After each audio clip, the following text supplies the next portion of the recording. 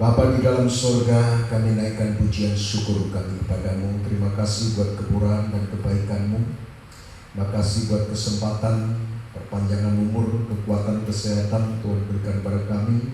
Dan kami boleh berhimpun kembali bersama-sama memuji, mengagungkan, memuliakan nama Tuhan. Kiranya pujian yang kami naikkan sejak awal menjadi persembahan yang berkenan, berbau harum di hadapan-Mu. Dan sekarang tiba saatnya kami buka hati kami untuk menyambut firman Tuhan. Haleluya. Berfirmanlah, kami siap menerimanya. Urapi hamba yang kecil ini dengan urapan Roh Kudus-Mu untuk menyampaikan kebenaran firman apa adanya. Urapi pendengaran kami semua untuk bisa menangkap, mengerti, dan bisa melakukan firman dalam tiap kehidupan kami. Segala kuasa iblis yang mengganggu, kami usir dalam nama Tuhan Yesus, keluar, dihancurkan kekuasaan darah Tuhan. Kami menyerahkan ibadah lanjut ini sampai selesai di dalam pimpinan Tuhan. Tuhan berkati kami di tempat ini, di rumah tangga sidang jemaatmu masing-masing. Tuhan hadir di sana, Tuhan memberkati kami semua. Terima kasih Tuhan. Kami sambut firman Tuhan dalam nama Tuhan Yesus Kristus. Haleluya. Amin. Selamat pagi, saya ucapkan kepada sekalian saudara yang dikasihi Tuhan. Bersama dengan istri saya menyampaikan salam sejahtera dalam kasih-Nya Tuhan Yesus Kristus mempelai pria surga. Kiranya kasih karunia berkat Tuhan dilimpahkan kepada saudara sekalian. Mari kita akan membaca pagi hari ini dalam Matius pasal 6 ayat yang ke-19 mulai ya. Hal mengumpulkan harta, atau ini hukum yang ke-6 dari perjanjian baru, itu hukum kekayaan. Ayat 19, janganlah kamu mengumpulkan harta di bumi ngengat dan karat merusakkannya, dan pencuri membongkar serta mencurinya. Tetapi kumpulkanlah bagimu harta di surga ngengat dan karat tidak merusakkannya, dan pencuri tidak membongkar serta mencurinya. Karena di mana hartamu berada, di situ juga hatimu berada. Mata adalah pelita tubuh. Jika matamu baik, teranglah seluruh tubuhmu. Jika matamu jahat, gelaplah seluruh tubuhmu. Jadi jika terang yang ada padamu gelap, betapa gelapnya kegelapan itu. Tak seorang pun dapat mengabdi kepada dua tuan, karena jika demikian ia akan membenci yang seorang dan mengasihi yang lain, atau ia akan setia kepada seorang dan tidak mengindahkan yang lain. Kamu tidak dapat mengabdi kepada Allah dan kepada Mamon. Ya, setelah ini hukum yang ke-6 dari perjanjian baru, hukum kekayaan. Ya, seperti kita sudah periksa bersama, Injil Matius itu menampilkan Yesus sebagai Raja. Karena 4 Injil itu bagaikan pintu gerbang tabernakel yang ada 4 tiangnya, ada kain 4 warnanya, ya. Dan pintu itulah Yesus. Jalan masuk tabernakel itu pintu gerbang ini dengan 4 warnanya, ya, 4 tiangnya, ya. Kalau tabernakel ini adalah bayangan kerajaan surga, ya, saudara, maka untuk masuk surga hanya lewat 1 pintu. Pintunya yaitu Yesus. Yesus yang mana? Yesus yang ditampilkan 4 Injil, Matius, Markus, Lukas, Yohanes, dan menampilkan 4 warna beda. Matius menampilkan Yesus sebagai raja, warnanya ungu, ya. Markus menampilkan Yesus sebagai dolos, hamba, ya, warna biru. Lukas menampilkan Yesus sebagai anak manusia, warna merah, ya. Dan Yohanes menampilkan Yesus sebagai anak Allah, warna putih. Itu aslinya, ya. Jadi itulah Yesus. Yesus yang mana? Yesus yang ditampilkan 4 ini itulah Allah yang menjadi manusia, rela disalibkan. Yesus yang tersalib itu jalannya satu-satunya untuk masuk surga. Tidak ada pintu yang lain, hanya Yesus, ya. Dan Matius menampilkan Yesus sebagai raja. Dalam Matius 1-4 kita melihat pintu gerbang itu, ya, Yesus ditampilkan mulai dari silsilahnya, silsilah raja-raja, ya. Saudara, dia sebagai putra mahkota, dia dilantik dan seterusnya, sampai kemudian pasal 5 sampai pasal 7 dari Injil Matius itu dalam terang tabernakel terkena halaman, ya, masuk ke halaman, ya. Setelah bertanya terus ini masuk halaman ini adalah daerah tabernakel yang dipagari ini, terpisah dengan luar, ya, saudara. Dan ini halaman ini, ya, pasal 5 sampai 7 menunjuk kewarganegaraan, ya. Mulai dari ayat 1, ayat 5 itu warga surga itu punya ciri-cirinya, sifatnya. Dia adalah karakter warga surga itu lemah lembut, rendah hati, murah hati dan seterusnya. Itu karakter warga surga. Karena tiap negara itu punya karakter khusus, ya. Warga surga itu karakternya, sifat watak karakternya beda dengan dunia ini, ya. Kemudian ayat 13 sampai 16 itu kedudukan warga surga di dunia, yaitu sebagai garam, sebagai terang dunia. Dan kemudian ayat selanjutnya itu mulai ayat yang ke-17 dan seterusnya itu hukum, ya, bicara soal hukum, ya. Berlaku hukum di halaman ini, berlaku hukum beda dengan di luar halaman. Masuk perbatasan Indonesia, berlaku hukum yang ada di Indonesia, ya. Kita masuk tabernakel menjadi warga surga, berlaku hukum dari warga surga, ya. Itu sebabnya dalam Matius 5 sampai 7 kita menemukan ada 10 hukum perjanjian baru. Dan hukum pertama sampai 4 kita sudah lihat, bahkan sampai 5, ya, itu Tuhan kasih perbandingan. Dulu hukum yang lama, engkau mendengar jangan membunuh, ya. Tetapi aku berkata, siapa marah tanpa sebab harus dihukum, ya. Kalau yang lama itu perbuatannya, tapi, ya, Tuhan berkata ini soal sumber perbuatan itulah hati yang marah jadi benci, kemudian terjadi pembunuhan. Dulu perjanjian lama engkau mendengar jangan berzina, tetapi aku berkata siapa memandang seorang perempuan dan bergerak syahwatnya, dia sudah berzina. Jadi sudah yang dituju sekarang hatinya, tidak merubah, ya, sudah. Karena perbuatan memang tidak boleh berbuat, jangan berbuat, jangan membunuh, jangan berzina, itu tidak dirubah. Tapi lebih dalam lagi Tuhan sekarang periksa hatinya, supaya sumbernya itu, ya, yang mau Tuhan koreksi, Tuhan mau sucikan, ya. Saudara, jadi itu diperbandingkan. Ada 6 perjanjian lama disitir, ya. Saudara, saya terangkan, saya tidak balik ke situ, ya. Saudara, jadi disitir. Kemudian mulai hukum yang ke-5 kemarin, hukum kebenaran soal ibadah, ya, tidak lagi disitir di perjanjian lama. Dan ini hukum yang ke-6 juga tidak disitir perjanjian lama, tetapi nilainya, ya, kekuatannya, ya, itu tidak berkurang sedikit pun, ya, bernilai hukum, ya. Karena Tuhan mau memperbandingkan itu, ini loh hukum yang baru, ya. Kemudian seterusnya Tuhan tetap bicara, pribadi yang sama berbicara, ya. Dan apa yang dikatakan Tuhan selanjutnya di bukit ini, ya, itu bernilai hukum, ya. Dan hukum yang ke-6 di sini adalah hukum soal kekayaan, ya. Saudara, hukum kekayaan. Warga surga itu harus kaya, ya. Jadi ini nilai bobotnya tetap, walaupun tidak menyitir perjanjian lama, tetap, ya, saudara, nilainya hukum. Kenapa kok ada hukum, ya? Kenapa, ya, saudara, Indonesia itu, ya, ada hukum yang berlaku di Indonesia, ya? Kenapa, ya, tiap negara punya hukum, ya, saudara? Kenapa warga surga harus ada hukum? Kenapa? Hukum itu diadakan karena sudah ada pelanggaran, ya. Karena ada banyak pelanggaran. Di perjanjian lama banyak pelanggaran, perjanjian baru banyak pelanggaran, gereja Tuhan banyak pelanggaran. Itu sebabnya diperlukan adanya hukum, ya, untuk mengatur ini, ya. Jadi hukum itu ada, ya, karena sudah ada pelanggaran, ya.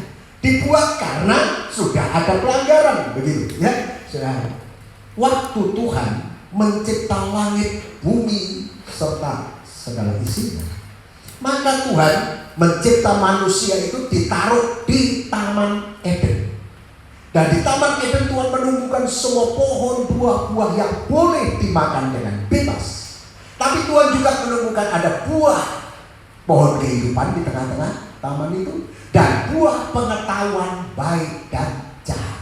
Ya, dan pohon pengetahuan baik dan jahat itu, ya istilahnya jangan kamu makan. Ya, ini ya pohon hukum.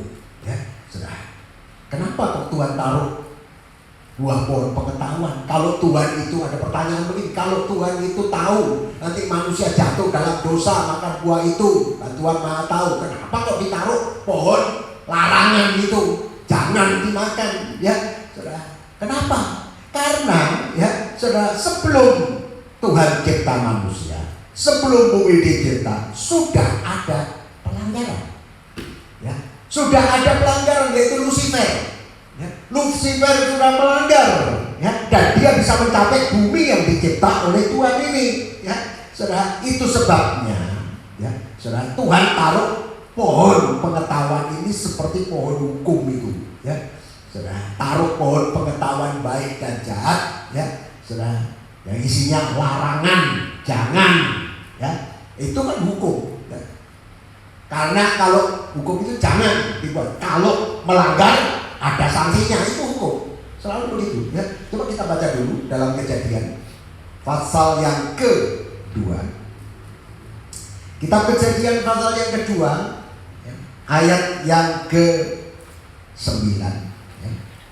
Lalu Tuhan Allah menumbuhkan berbagai-bagai pohon dari bumi yang menarik dan yang baik untuk dimakan buahnya, dan pohon kehidupan di tengah-tengah taman itu, serta pohon pengetahuan tentang yang baik dan yang jahat.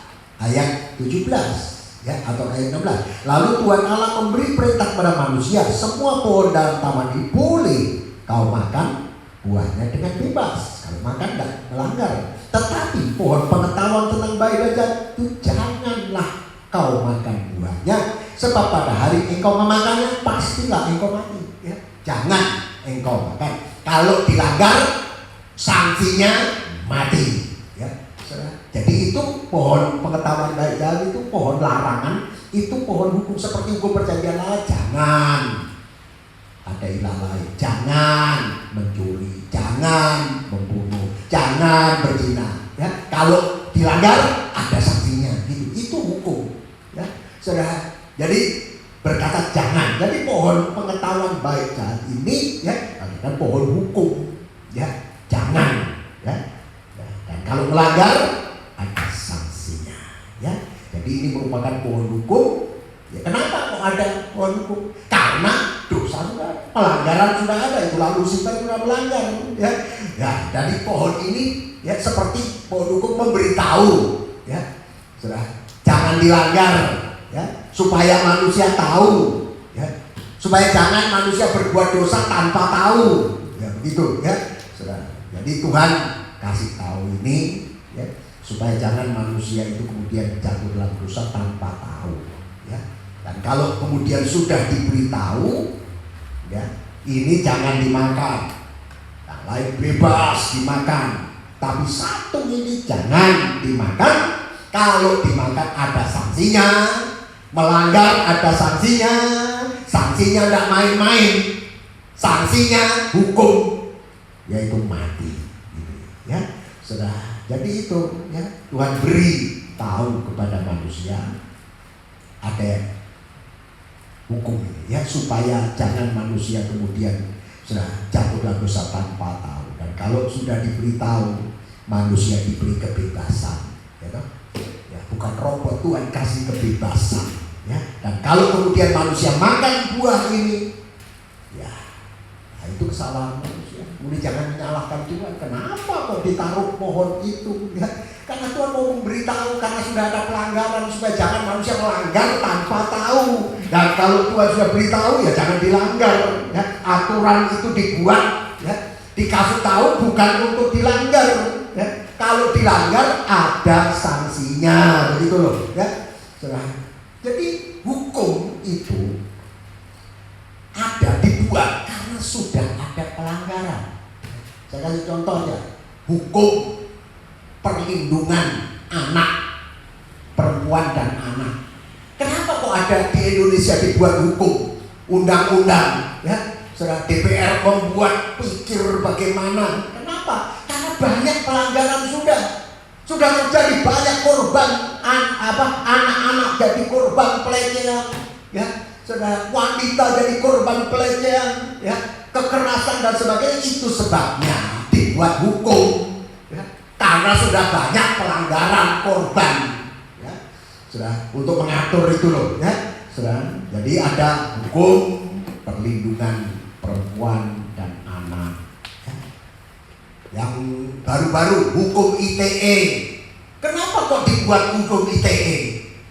Karena sudah terjadi banyak pelanggaran, sembarangan orang dengan, ya, elektroniknya ini, ya. Saudara bisa memfitnah, ya. Saudara bisa menjelekkan orang, bisa dipakai untuk penipuan dan sebagainya. Itu sebabnya dibuatlah undang-undang, karena sudah terjadi banyak pelanggaran, ya. Dibuatlah hukum, ya. Dan hukum itu dibuat jangan begini, ya. Jangan ada kekerasan kepada anak, jangan pelecehan kepada perempuan. Kenapa? Kalau dilanggar ada sanksinya, ada hukumnya, begitu.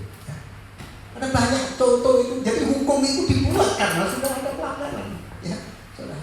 Jadi itu kenapa kok Tuhan taruh pohon hukum, larangan, jangan? Karena sudah ada pelanggaran, ya. Termasuk hukum lalu lintas, ya. Ada rambu-rambu. Kenapa kok dibuat? Ya, di tikungan tajam jauh hari sudah awas tikungan tajam, awas kurangi kecepatan. Kenapa? Sudah banyak korban di situ, ya. Sudah. Kalau tidak ada, ini bahaya. Itu sebabnya dibuat rambu-rambu, kecepatan maksimal di sini jangan dilanggar. Kenapa? Kalau dilanggar membahayakan dirimu, membahayakan orang lain juga. Jadi ini mengatur supaya tidak membahayakan dirinya, tidak membahayakan orang lain. Lalu lintas, kalau ada sudah lampu merah, ya jangan diterjang. Kenapa? Karena itu membahayakan dirimu, membahayakan orang lain. Dan kalau dilanggar, ada sanksinya, ditilang. Itu hukum, ya.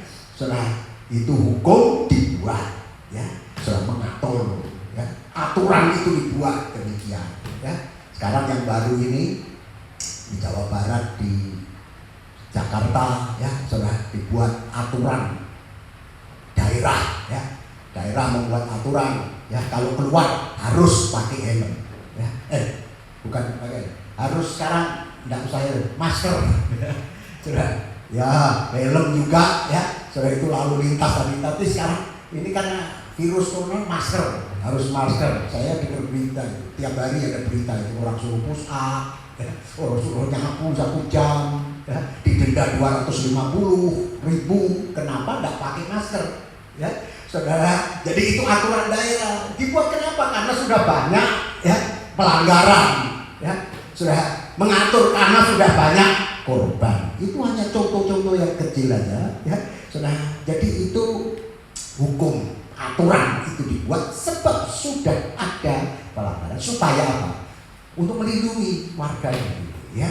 Sudah, supaya tidak terjadi pelanggaran, membahayakan diri sendiri, tapi juga jangan membahayakan orang lain. Kalau ngebut di jalan, lampu merah diterjang, ya. Kalau yang celaka kan celaka saya sendiri, bukan cuma engkau yang celaka. Orang lain juga bisa ikut celaka. Itu sebabnya diatur begitu, ya. Kalau ngebut di jalan, ya, tidak boleh, ya, lebih kecepatan dari 40 km per jam, karena itu jalannya bergelombang, mungkin jalannya, ya, saya sendiri, kalau kecelakaannya saya sendiri, ya. Sudah, bukan begitu. Kalau, ya, dilanggar, ya, terjadi kecelakaan, selip kah, ya. Dari depan ada orang yang sudah aman lah, pelan-pelan, ya, saudara yang kau tabrak, ya. Jadi itu hukum itu mengatur, ya. Saya kembali kepada ini, ya. Jadi ada hukum. Itu sebabnya Tuhan kasih hukum. Perjanjian lama ada hukum, perjanjian baru diberi hukum. Karena sudah ada pelanggaran. Di taman ini ada pohon larangan, jangan, itu hukum. Ya, perjanjian lama ada jangan, ya, itu hukum, ya. Karena sudah ada pelanggaran, ya. Supaya manusia jangan bersalah tanpa tahu. Dan kalau sudah diberitahu, ya jangan dilanggar, ya. Kalau dilanggar ya dapat sanksi itu jangan menyalahkan Tuhan, ya, yang taruh pohon hukum di situ, ya. Tapi puji syukur, sekalipun manusia sudah melanggar, sanksinya mati, ya. Jangan engkau makan buah pohon pengetahuan baik dan jahat, sebab pada hari engkau makan engkau akan mati. Dan itu sudah dilanggar manusia, dan manusia sudah kena sanksinya, yaitu ketemu kematian. Tapi puji syukur, Tuhan itu masih Tuhan berkemurahan, ya. Masih ada satu pohon yang lain, namanya pohon kehidupan. Manusia sudah makan semua pohon yang sudah tanam di taman Eden itu, ditumbuhkan oleh Tuhan, dimakan manusia, ya. Bahkan yang jangan pun dirampas, dimakan manusia. Tapi ada satu pohon yang belum dimakan, itulah pohon namanya pohon kehidupan, ya. Saudara, yang secara umum semua dimakan, bahkan pohon hukum yang dilarang tadi juga sudah diterjang manusia. Tapi masih ada satu pohon, itulah pohon kehidupan, ya, untuk dimakan manusia. Pohon ini dicipta, ya, untuk manusia. Itu sebabnya Tuhan tidak berhenti bekerja. Tuhan belum berhenti bekerja sampai sekarang, sampai nanti manusia bisa menikmati buah pohon kehidupan, ya. Tuhan terus bekerja untuk membawa manusia kembali, ya, saudara, untuk menyelamatkan manusia ini dan untuk dibawa menikmati buah yang belum pernah dimakan manusia. Itulah buah pohon kehidupan. Nanti kalau manusia, gereja Tuhan jadi sempurna, dibawa masuk kembali ke Firdaus Rohani, ya, ke kota Yerusalem baru, maka di sana, ya, saudara, kita akan makan buah yang belum pernah dimakan manusia. Itu namanya buah pohon kehidupan, yaitu buah yang luar biasa. Daunnya saja berkhasiat seperti obat, ya. Tidak ada sakit lagi di sana. Tidak ada mati lagi di sana, hidup kekal selama-lamanya. Maut tidak ada lagi, susah tidak ada lagi, perkampungan tidak ada lagi, sakit penyakit tidak ada lagi. Wahyu 22 ayat yang ke-1. Wahyu 22 ayat 1. Lalu ia menunjukkan kepadaku sungai air kehidupan yang jernih bagaikan kristal, dan mengalir keluar dari tahta Allah dan tahta anak domba itu. Di tengah-tengah jalan kota itu, yaitu di menyeberang sungai itu, ada pohon-pohon kehidupan yang berbuah 12 kali tiap-tiap bulan sekali. Dan daun pohon-pohon itu dipakai untuk menyembuhkan bangsa-bangsa, ya. Saudara, itu pohon daunnya saja menyembuhkan, memberi obat, ya. Tidak ada yang sakit lagi, ya. Saudara, tidak ada sakit, ya. Saudara, kalau makan buah pohon kehidupan ini tidak akan mati untuk selama-lamanya. Artinya hidup kekal selama-lamanya, ya. Tuhan tidak berhenti bekerja sebelum membawa manusia kembali. Untuk membawa manusia kembali, Tuhan sudah mulai, yaitu dengan korbannya Kristus. Sejak manusia jatuh dalam dosa, Tuhan sudah menyembelih seekor binatang. Itu bayangan saja, ya, untuk membawa manusia kembali ke Firdaus. Pintu yang dijaga, ya, dengan pedang menyambar-nyambar untuk menjaga jalan menuju pohon kehidupan itu dijaga, tidak ada yang bisa masuk. Tetapi lewat Yesus anak domba Allah datang dalam dunia ini menjadi korban, menumpahkan darahnya, pintu itu terbuka kembali dan kita mau dibawa masuk ke sana, tempat di mana tidak ada sakit penyakit, tidak ada kematian lagi. Di dunia ini banyak sakit penyakit, ya. Sekarang manusia terlalu difokuskan kepada satu penyakit yang namanya sakit corona. Itu baru satu, jangan lupa yang lain-lainnya banyak, ya. Banyak yang sakit, ya. Penyakit yang membawa kematian itu bukan hanya corona, ya. Saudara, ada prosentase yang lebih, ya. Saudara, itu memang dunia begitu. Tapi Tuhan punya rencana membawa kita kembali ke tempat yang tidak ada sakit penyakit lagi. Kalau kita ketemu pohon kehidupan ini, ya, saudara, karena mau makan buah pohon hukum, pohon larangan, manusia mati, ya. Tetapi kalau makan buah pohon kehidupan, hidup kekal selama-lamanya. Dan untuk membawa kita ke sana, Yesus harus sudah mati. Yesus berkorban untuk membawa kita kembali ke Firdaus, ya. Saudara, itu sebabnya kita harus junjung tinggi korban. Hanya Yesus jalan satu-satunya. Hanya Yesus pintu satu-satunya untuk kita kembali masuk surga. Ya, tidak ada pintu lain. Ya, saudara, itu luar biasa. Itu sebabnya kita bersyukur boleh mengenal pribadi Yesus yang ditampilkan 4 Injil dalam 4 warna yang berbeda. Ya? Dan Injil Matius yang sedang kita periksa menampilkan Yesus sebagai Raja. Dan kalau dia sebagai Raja ditampilkan Matius, di Injil lain tidak ada seperti ini. Ya, saudara, Tuhan memberikan hukumnya. Ya, saudara, 10 hukum perjanjian baru. Ya, saudara, dan untuk meneguhkan bahwa itu nilainya hukum. Hukum pertama, kalau dulu engkau mendengar jangan membunuh, sekarang aku berkata, siapa marah tanpa sebab harus bunuh. Dulu perjanjian lama engkau mendengar hukum berkata jangan berzina, tetapi aku sekarang berkata kepadamu. Ya, saudara, jadi Tuhan berbagi kali ini Tuhan mau tunjukkan apa yang dikatakan aku berkata kepadamu itu nilainya adalah senilai hukum. Ya, kalau dilanggar ada sanksinya. Karena dia tahu sebagai Raja ditampilkan itu Matius, maka dari mulutnya keluar hukum. Mentahkan hukum, khususnya 10 hukum perjanjian baru. Ya, dan hukum kita sampai pada hukum yang ke-6, ya, yaitu yang kita sudah baca tadi dalam Matius pasal yang ke-6 ayat 19 sampai 24. Ini namanya hukum kekayaan. Ya. Kerajaan surga itu berlaku hukum kekayaan ini. Warga surga tidak boleh melanggar hukum kekayaan ini. Artinya apa? Saudara, di surga berlaku hukum ini. Warga surga tidak boleh miskin. Amin. Bisa amin gak kira-kira? Saudara, warga surga tidak boleh miskin. Ya. Warga surga itu semua kaya. Harus kaya. Kalau tidak kaya, itu pelanggar hukum. Ya, saudara. Tidak warga surga. Warga surga itu ya pasti kaya. Harus kaya. Saudara, tidak boleh miskin. Ya, saudara. Kalau sudah bicara kaya miskin, saudara, jangan pikir uang, mobil, rumah mewah. Ya, saudara, kita mau lihat ini apa yang dikatakan Tuhan ini loh. Kekayaan, kaya yang bagaimana? Ya, yang berlaku di hukum warga surga itu kaya yang kaya apa sih? Ya, saudara. Kita mau melihat di sini. Ya, jadi warga surga itu tidak boleh miskin. Harus punya kekayaan dengan kekayaan yang sesungguhnya. Kan tidak logis. Kalau surga itu, ya, satu tempat jalannya saja emas, pintu gerbang mutiara, kota itu dari emas. Masa warganya miskin? Kan tidak logis. Ya, saudara. Kalau kerajaan surga itu jalan, itu kita baca aja lah.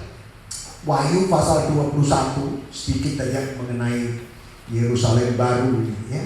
Saudara, kita nanti jadi penghuni di sana, ya. Saudara, kota yang kaya, ya. Saudara, itu sebabnya ya warga surga itu tidak boleh miskin, ya.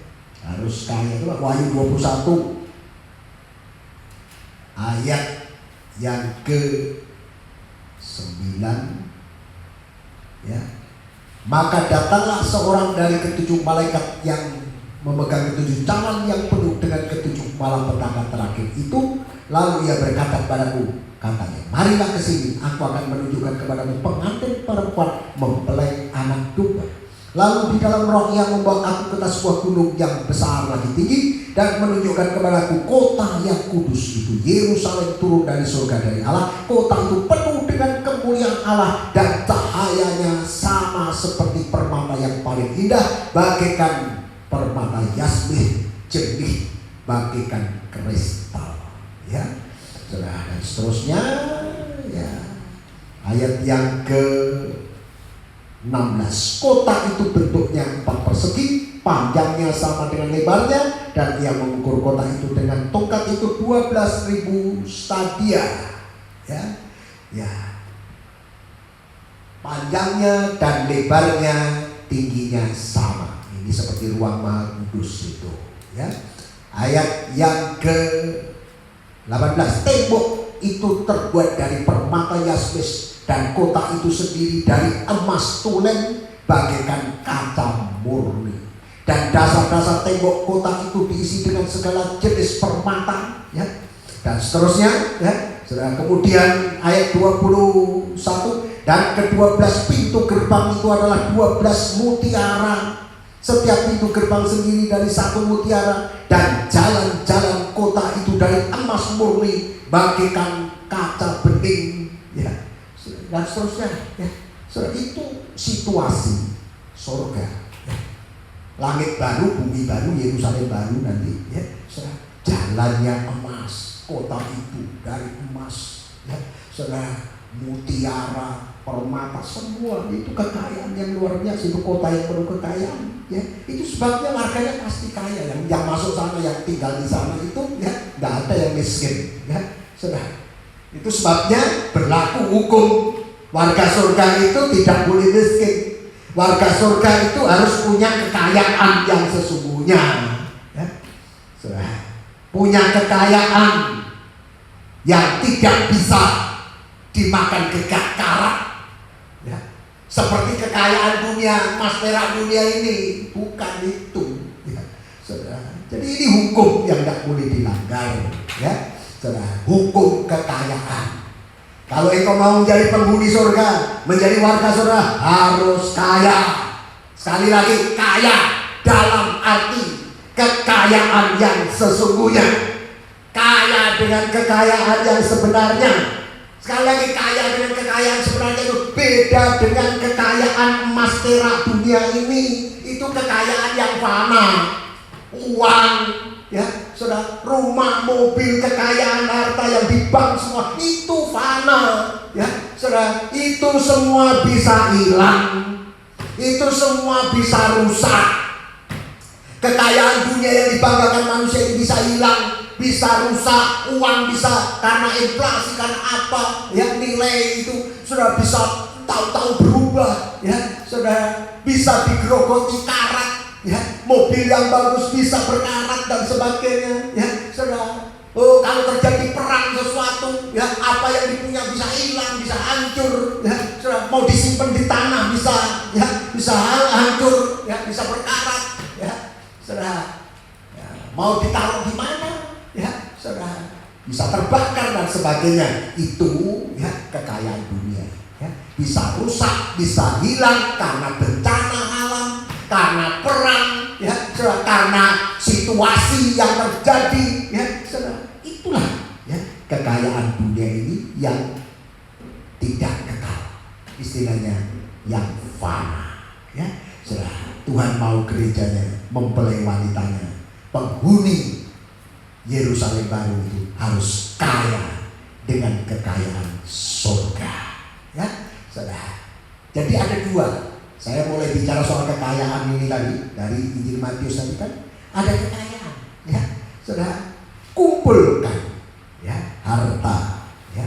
Jangan kamu mengumpulkan harta di bumi ngengat, karat, merusak dan pencuri, membongkar serta itu harta di dunia, ya, bisa dibongkar, bisa dicuri, bisa rusak, dimakan ngengat, karat dan sebagainya.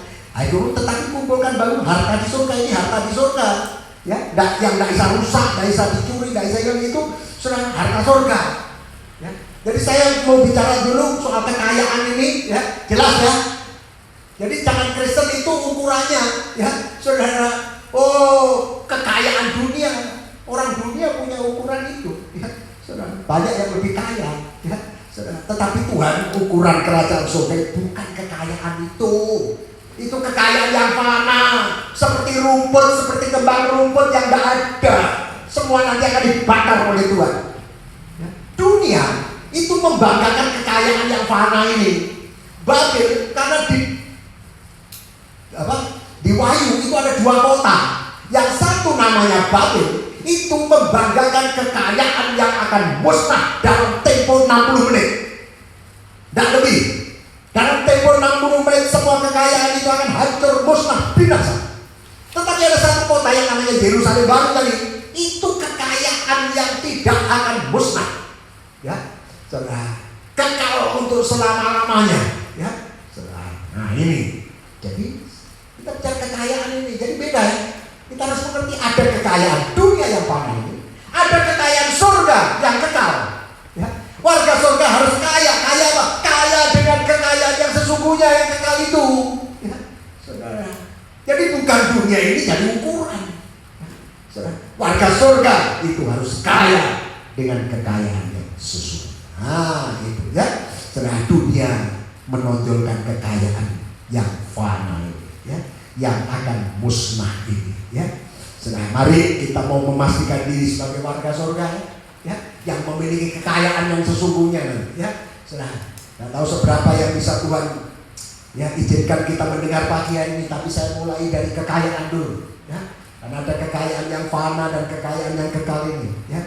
Babil ini membanggakan dengan kekayaan-kekayaan yang ada di dalamnya itu. Wahyu 18 mulai ayat yang ke-10, ya.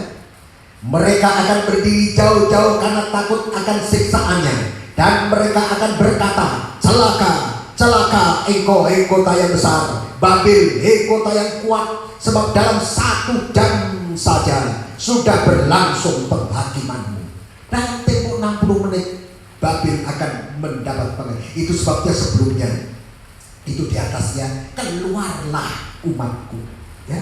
Aku mendengar suara, pergilah kamu umatku, pergi daripadanya, itu ayat 4. Supaya jangan kamu mengambil bagian dalam dosa-dosa, supaya kamu jangan turut ditimpa malapetaka. Ya. Harus keluar seperti ini, ya.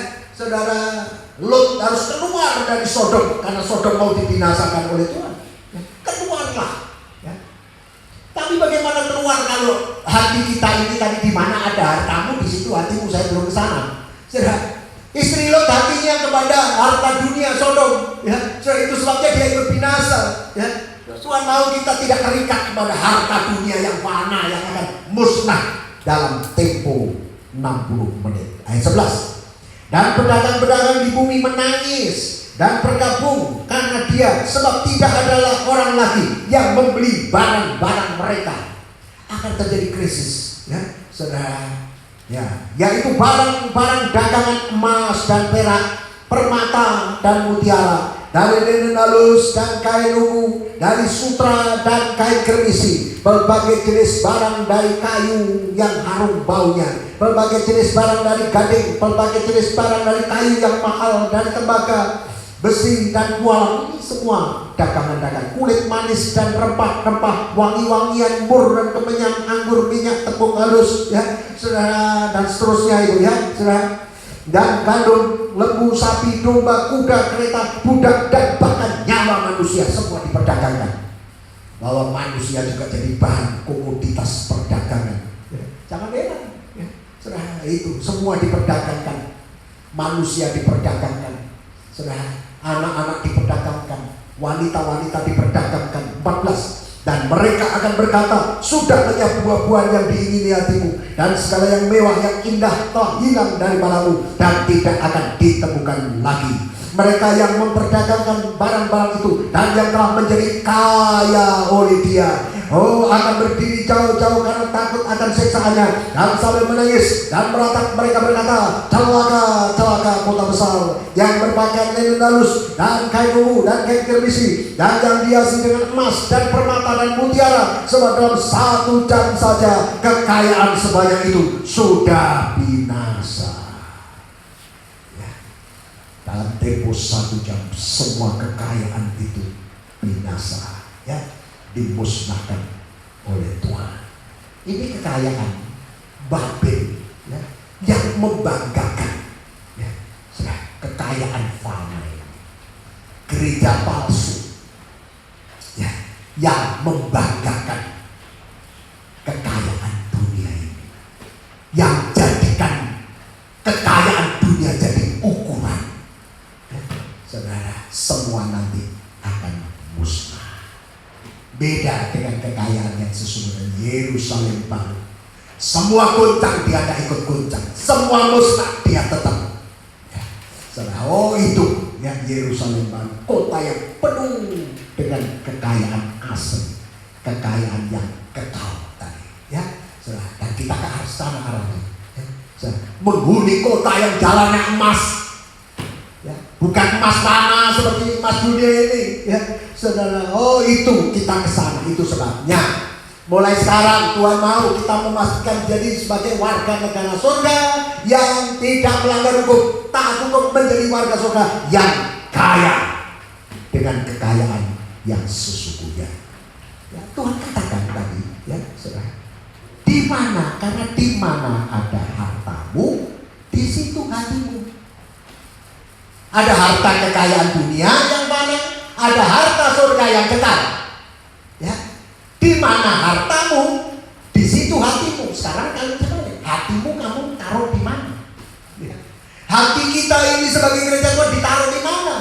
Hati kita pada barang-barang seperti istri Lot, ya, atau hati kita kepada perkara yang di surga? Harta kekayaan yang di surga, ya, di mana hartamu, di situ hatimu.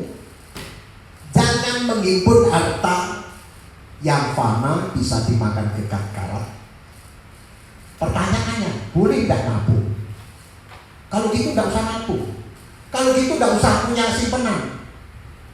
Ya, bukan itu maksudnya. Jangan salah mengerti firman Tuhan. Ya. Di sini Tuhan mau tekankan di mana hartamu, di situ hatimu. Hatimu itu loh. Jadi tekanannya itu hati itu, bukan pada hartanya, tapi hati kita ini jangan kepada barang-barang yang fana, tapi hati kita itu pada kekayaan yang di surga. Ya, jangan seperti istri Lot tadi, karena hatinya ada di barang yang baru dunia. Saat Sodom dibinasakan, hatinya ikut binasa, hidupnya ikut binasa bersama dengan Sodom. Itu sebab kita harus keluar itu dilepaskan dari segala ikatan dunia. Itu sebab Rasul Paulus berkata, beli. Kau punya uang, beli aja. Seperti tidak memiliki. Itu satu Korintus juga. Ya. Ada teknologi, barang bagus, pakai. Ya. Laptop, HP bagus, beli, pakai. Kalau punya uang, pakai untuk live streaming, untuk apa? Pakai, beli. Saudara, pakai. Ya. Tetapi seperti tidak memakai, hatinya tidak di situ. Ya. Jangan barang rusak, hatinya ikut rusak. Ya. Jangan hilang, hatinya ikut hilang. Itu maksudnya hati. Coba kita baca 1 Korintus 7. Ya. 1 Korintus pasal yang ke-7.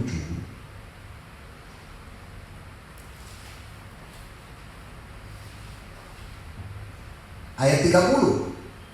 1 Korintus 7 ayat yang ke-30 mengatakan, ya, dan orang-orang yang menangis seolah-olah tidak menangis, dan orang-orang yang bergembira seolah-olah tidak bergembira, dan orang-orang yang membeli, jadi boleh beli, ya, seolah-olah tidak memiliki apa yang mereka beli, hatinya tidak di situ gitu, ya. Pendeknya orang-orang yang mempergunakan barang-barang duniawi, boleh gunakan barang duniawi, saudara. Nah itu seolah-olah sama sekali tidak mempergunakannya. Sebab apa? Sebab dunia seperti yang kita kenal sekarang akan berlalu itu. Kau beli, punya, miliki, tetapi harus satu pengertian. Hatimu dan sekarang apa? Dengan satu pengertian, semua barang-barang ini semua satu kali akan berlalu. Ya. Hatiku harus di sana, barang kekayaan yang tidak akan berlalu. Itu kekayaan yang kekal. Ya. Jadi jelas, ya. Karena alasannya dunia seperti yang kita kenal sekarang akan berlalu. Semua kekayaan akan musnah. Bahkan tadi dalam tempo 60 menit. Itu sebabnya Tuhan katakan, di mana hartamu, di situ hatimu. Jangan taruh hati kepada perkara dunia, tetapi taruh hati pada perkara-perkara surga sana. Ya, hati ini sudah terpaut pada kekayaan yang sesungguhnya. Kekayaan surga itu apa? Itu firman ini kekayaan yang luar biasa. Ya, lebih dari apapun itu kekayaan firman. Ya, sudah lebih dari emas itu firman. Coba kita mau lihat sedikit ya kekayaan firman ini. Ya. Mazmur pasal 119, ya, Mazmur. Itu sebabnya kita harus rela, ya, tinggalkan pekerjaannya, saudara, demi mencari firman, kan begitu. Utamakan yang rohani lebih dari yang jasmani. Ya. Tinggalkan dulu kesibukanmu saat jam ibadah. kekayaan yang lebih daripada kekayaan yang engkau bisa peroleh. Gak tahu berapa jam itu engkau bisa melutung berapa ya. Tapi lebih dari itu adalah kekayaan surga ini yang tidak bisa habis dan bisa makan kekekaran ya. Mazmur 119 ayat 11 ya. Dalam hatiku aku menyimpan janjimu. Jadi hati ini tidak pada untuk menyimpan barang dunia, tetapi hati ini menyimpan janjimu, firman, supaya aku jangan berdosa terhadap engkau. Ayat 18 ya. Singkapkan mataku supaya aku memandang keajaiban-keajaiban dari Tauratmu ya. Supaya mata ini terbuka, karena nanti dalam Matius itu setelah hati Tuhan bicara soal mata ya. Nah itu ya.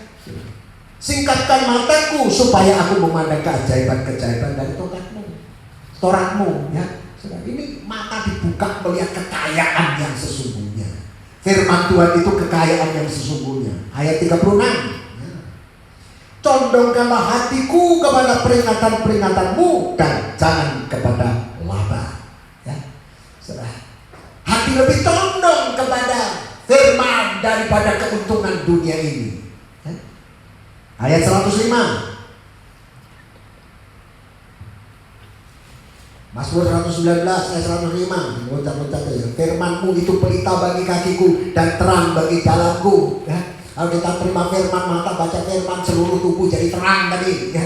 Saudara, ayat yang ke 130 ya.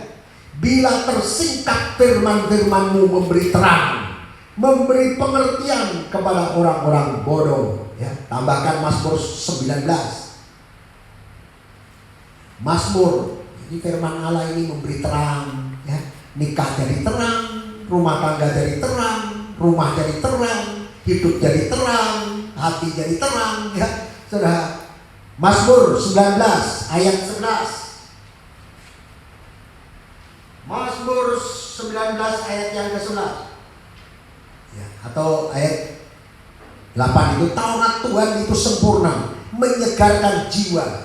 Peraturan Tuhan itu teguh, memberikan hikmat kepada orang yang tak berpengalaman ya. Titah Tuhan itu tepat, menyukakan hati. Perintah Tuhan itu murni, membuat mata bercahaya ya. Takut akan Tuhan itu suci, tetap ada untuk selamanya. Hukum Tuhan itu benar, adil semuanya, lebih indah daripada emas. Nah jelas oh. Ini firman Tuhan, lebih dari emas, bahkan daripada banyak emas tua. Emas yang berkualitas tinggi itu tidak ada apa-apanya dibanding dengan kekayaan firman Allah. Lebih manis dari madu, bahkan daripada madu tetesan daripada sarang lebah ya. Jadi ini kekayaan firman Allah ini ya, sudah harus kita hargai lebih daripada segala kekayaan dunia ini. Di mana hartamu, di situ hatimu. Sekarang kita memeriksa hati kita di mana. Hati kita ada apa? Pada perkara dunia yang fana atau kepada firman ya, kepada yang kekal ya. Jadi sekali lagi bukan tidak boleh ya. Lebih dari bisa engkau mengumpulkan harta dunia adalah harta yang di surga, yang kekal, yang tidak akan bisa habis, tidak bisa musnah. Hati ini harus diisi dengan firman Tuhan, bukan dengan harta kekayaan yang fana ya. Kalau hati ini diisi perkara dunia, nanti dunia binasa, maka kehidupan itu ikut binasa. Seperti Wahyu 18 sudah meratap, menangis dan seterusnya ya. Oh Tuhan Yesus berkata, apa artinya kalau seorang itu peroleh seluruh kekayaan dunia tapi jiwanya binasa ya. Jadi lebih daripada segala kekayaan dunia ini adalah jiwamu itu ya. Saudara, untuk mewarisi hidup kekal itu lebih berharga daripada segala kekayaan dunia. Matius 16 ayat 20. Matius pasal 16 ayat yang ke-20. Matius 16 ayat 20 mengatakan, lalu Yesus Matius pasal 16 ayat 26 ya. Apa gunanya seorang memperoleh seluruh dunia rohaninya termasuk, ya. Tetapi kehilangan nyawanya, dan apa yang dapat diberikan sebagai ganti nyawanya, ya. Jadi itu, ya, apa gunanya memperoleh dunia tapi jiwanya, artinya apa? Saudara, jiwamu, keselamatanmu, ya, saudara, itu lebih berharga dari segala kekayaan dunia ini. Tuhan mau supaya kita mengutamakan yang rohani, ya. Kerajaan surga itu lebih daripada segala perkara yang di dunia ini, ya. Jadi hidup ini, saudara, adalah kesempatan untuk engkau milih, ya. Engkau mau condongkan hatimu pada harta dunia, atau condongkan hatimu kepada kekayaan surga yang kekal tadi, ya. Engkau mau kaya sekaya sesungguhnya. Warga surga harus kaya dengan kekayaan sesungguhnya, ya. Bukan hanya kaya jasmani, tetapi miskin secara rohani, ya. Tuhan tegur, ya, sudah. Satu jemaat itu jemaat Laodikia. Kenapa? Secara jasmani Laodikia ini kaya, ya, punya kekayaan emas, perak dan sebagainya. Tetapi Tuhan nilai secara rohani, engkau miskin Laodikia. Sudah. Kalau tidak berubah, aku muntahkan engkau. Artinya dibuang oleh Tuhan. Ya, sudah tidak layak untuk jadi penghuni surga. Tetapi Laodikia, kalau engkau bertobat, ya, saudara, bukan hanya tentang kekayaan jasmani, tetapi rohani juga kaya. Itu sebabnya aku nasihatkan, beli emas yang sesungguhnya, kekayaan yang sesungguhnya, pakaian, supaya matamu melek dengan sesungguhnya. Itu tawaran kepada Laodikia untuk berubah, bertobat, ya, saudara. Maka kalau engkau benar, aku akan dudukkan engkau di atas tahta bersama dengan aku. Tapi kalau tidak, aku akan buang engkau, muntahkan engkau. Itu ancaman Tuhan kepada sidang Laodikia. Yang notabene adalah gereja yang merasa kaya, tetapi hanya jasmaninya. Tetapi dinilai oleh Tuhan secara rohani miskin, melarat, buta, tidak bisa melihat kekayaan yang sesungguhnya, ya. Karena apa yang dilihat mata jasmani ini fana, tapi apa yang dilihat mata rohani itu yang kekal. Saudara, Laodikia hanya bisa melihat kekayaan jasmani. Jangan kita jadi anak Tuhan, gereja Tuhan yang hanya bisa silau, hanya bisa melihat kekayaan yang fana yang akan musnah. Kita harus terbuka mata untuk bisa melihat kekayaan surga yang kekal, ya. Itu kepada Laodikia, ya, Tuhan tegur, ayo beli emas yang sesungguhnya, ya. Kekayaan supaya engkau kaya dengan kekayaan yang sesungguhnya. Itu Wahyu pasal 3, coba sedikit bacanya. Wahyu pasal yang ketiga mengatakan, ayat 14 mengatakan, tuliskan kepada malaikat jemaat Laodikia, firman dari Amin yang kekal setia benar, permulaan dari ciptaan Allah, ya. Aku tahu segala pekerjaanmu, engkau tidak dingin dan tidak panas. Alangkah baiknya jika engkau dingin atau panas. Jadi engkau karena suap-suap kuku dan tidak dingin atau panas, aku akan memuntahkan engkau dari mulutku. Rohaninya suam, ya. Karena engkau berkata, aku kaya, ya. Dia ukur dirinya sendiri dengan ukurannya sendiri. Aku kaya, ya, saudara. Kekayaan jasmani, ya. Diberkati secara jasmani, itu ukurannya. Dan aku telah memperkayakan diriku, dan aku tidak kekurangan apa-apa. Dan karena engkau tidak tahu, sekarang Tuhan nilai bahwa engkau melarat dan malang, miskin, buta dan telanjang. Maka aku menasihatkan engkau supaya engkau membeli daripada emas yang telah dimurnikan dalam api, agar engkau menjadi kaya. Nah, ini kaya ukuran Tuhan. Menjadi kaya dengan kekayaan sesungguhnya. Beli artinya bayar harga. Untuk kita memperoleh kekayaan yang sesungguhnya harus mau bayar harga, ya, saudara. Kalau orang cari kekayaan dunia saja harus bayar harga, ya, saudara. Cari emas saja harus ke hutan, harus nyedot, harus, saudara, keluar tenaga, keluar biaya, ya, saudara. Untuk kekayaan surga harus beli, itu artinya bayar harga untuk kita menjadi kaya secara rohani, untuk menjadi warga surga yang tidak melanggar hukum kekayaan ini, ya. Jadi ini kaya dengan kekayaan sesungguhnya, ya. Ini beda, ya, saudara. Mana yang kita lebih utamakan, ya? Hati kita di mana? Kalau Laodikia itu secara jasmani kaya, tetapi secara rohani Tuhan nilai miskin. Sebaliknya, jemaat Makedonia itu dinilai, ya saudara, miskin secara jasmani. Saudara, sang jasmani miskin dia, tetapi Tuhan nilai dia kaya. Jadi sekali lagi ini loh, kaya ini deh yang dimaksud Tuhan, bukan itu, ya. 2 Korintus pasal 8. 2 Korintus pasal 8 ayat 1. Supaya saya mengerti ukurannya itu kaya miskin itu apa, ya. Saudara-saudara, kami tidak memperintahkan kepada kamu tentang kasih karunia yang dianugerahkan kepada jemaat-jemaat di Makedonia selagi dicobai dengan berat dalam pelbagai penderitaan.